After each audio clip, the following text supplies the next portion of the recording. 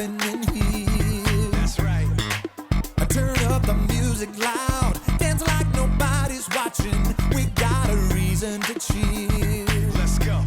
'Cause Jesus, your love is for everyone.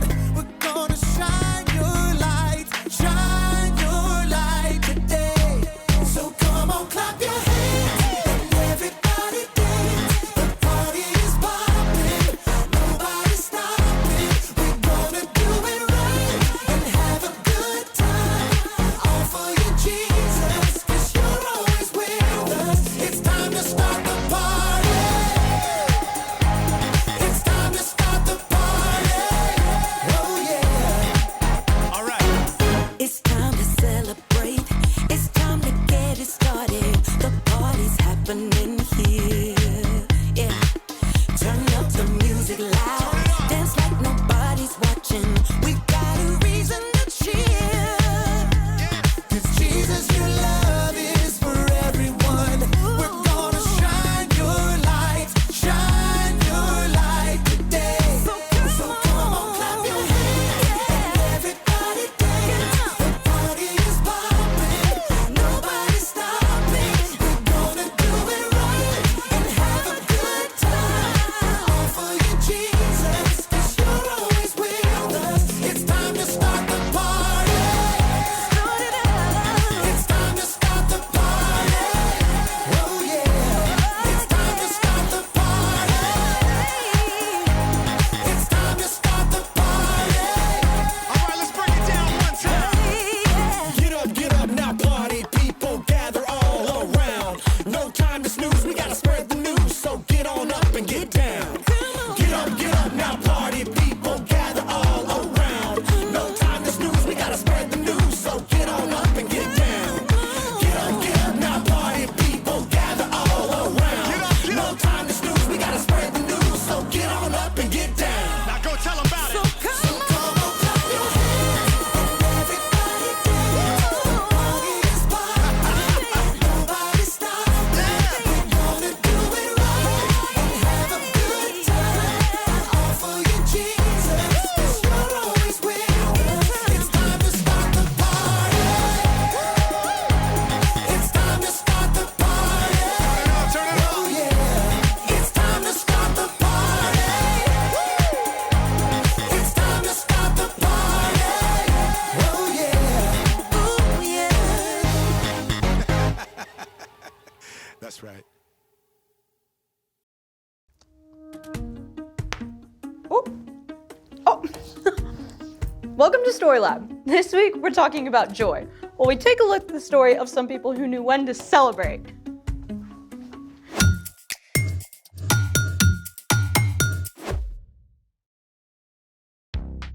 Hey, I'm Skylar. And I'm Sebastian. We're talking about joy, which is choosing to celebrate what God is doing. We have a lot of different reasons to celebrate, from big to small. Like finishing a race or finishing a puzzle. I started a puzzle last night, but it's not done yet. Did you finish the outside edges? Yeah. Then let's celebrate that. Thank you.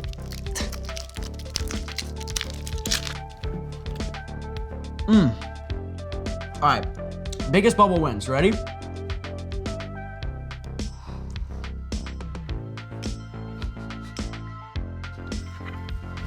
Good job. We're celebrating our celebrations. Every successful bubble deserves to be celebrated. And that's a lot of celebrations. Speaking of bubbles, I know how to create some epic ones. With gum? Not quite, but they're still awesome. Let's make it. For a giant bubble wand worthy of celebration, we will need 2 wood dowels, 3 yards of cotton cord, 2 eye hooks, and a couple of washers. Why do we need washers for bubbles? It helps make a bigger loop for bubble making. Step 1, take a dowel and screw one of these eye hooks in. It might help to have an adult drill a small hole for the hook.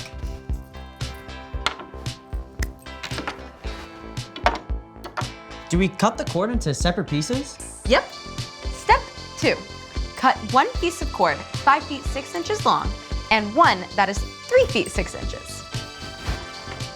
Scissors?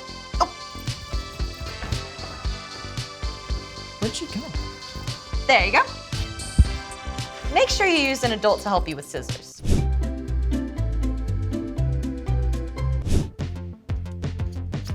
There we go. There we go.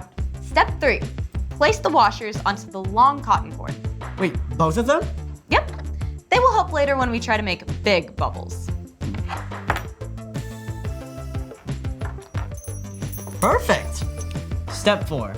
Tie one end of each cord to each dowel to make a giant smile.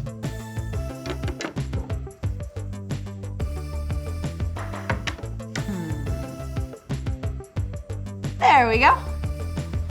That's it. All done. I feel like we're missing something. You mean the bubbles? Hold this. Oh, okay. Teamwork makes the dream work. How do we do this? Hold the dowels together and dip the cords into the solution. Okay. Then, lift them gently, still holding the sticks together. When you are high enough, separate the sticks into a big happy smile again, then swing gently to make a bubble.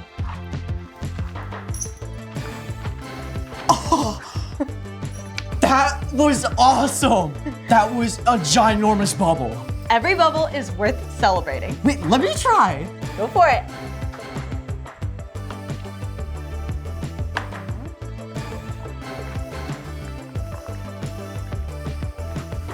Whoa.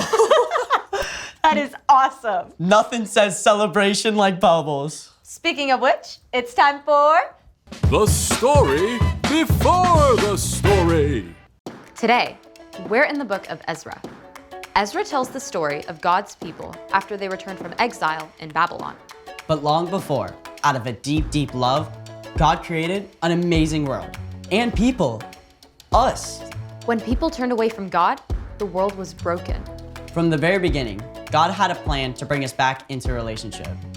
God chose a man named Abraham and promised to bless the entire world through Abraham's family line. That family, the Israelites, grew in number and became a great nation. But over and over, they turned away from God. At last, they were captured and taken away to Babylon. Even then, God promised that after 70 years, they would come home again. Which is where our story starts. Take it away. Hey everyone, I'm Erica. For 70 years, the Israelites were exiles living in the foreign land of Babylon. That's pretty much a lifetime! In fact, Babylon itself had been conquered and was now part of Persia. Many of God's people had never even seen their homeland of Judah.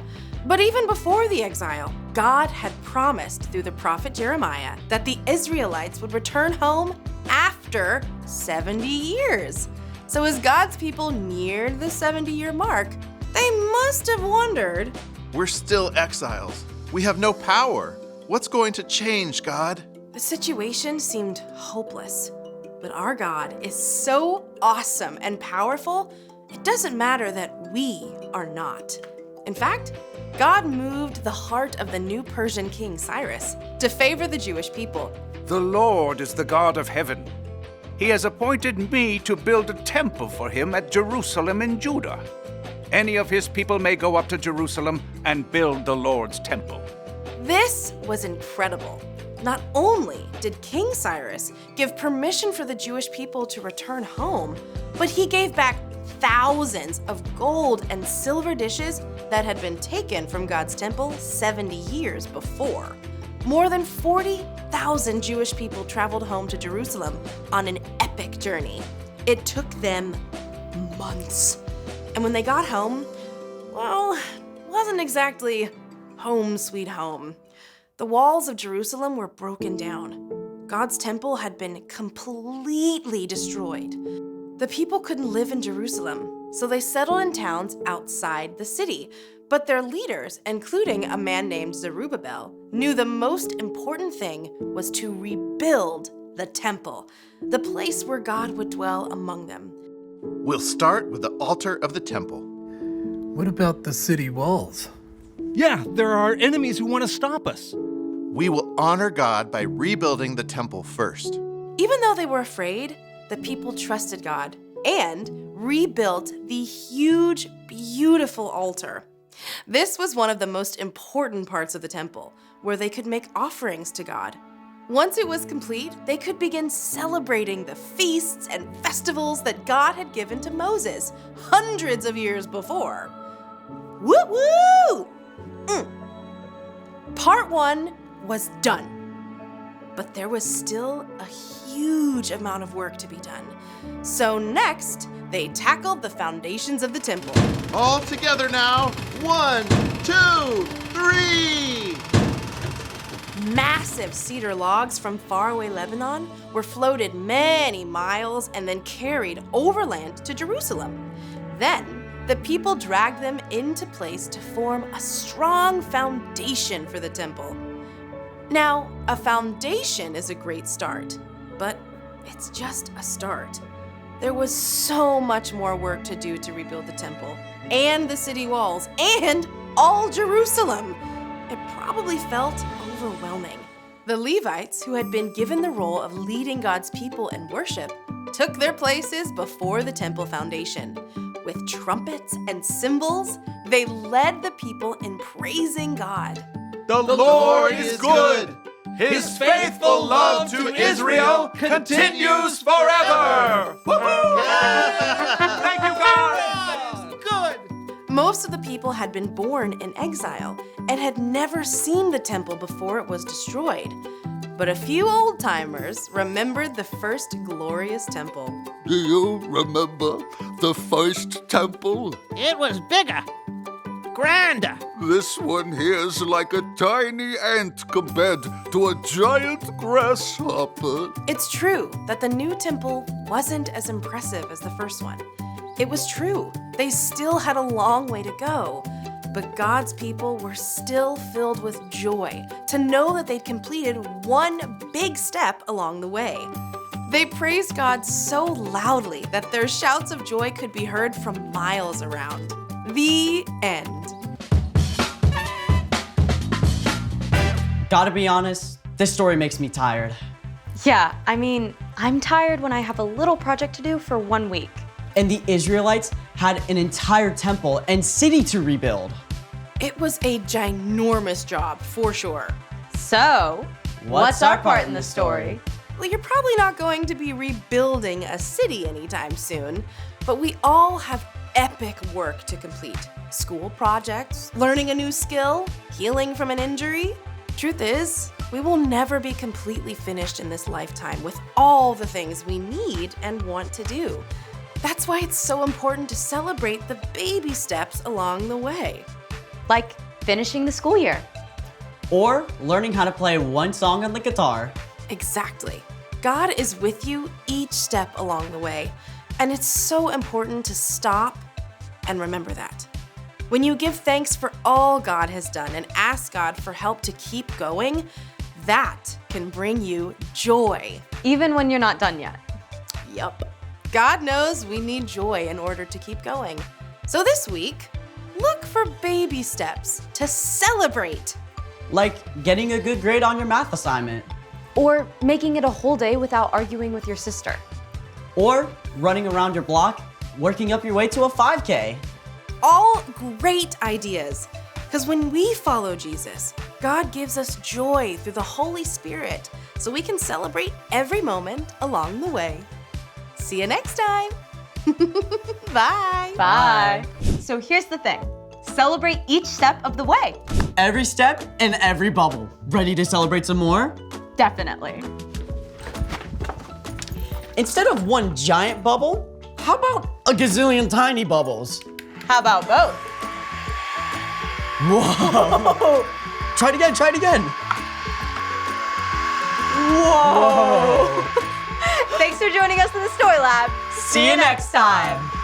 There's so many of them.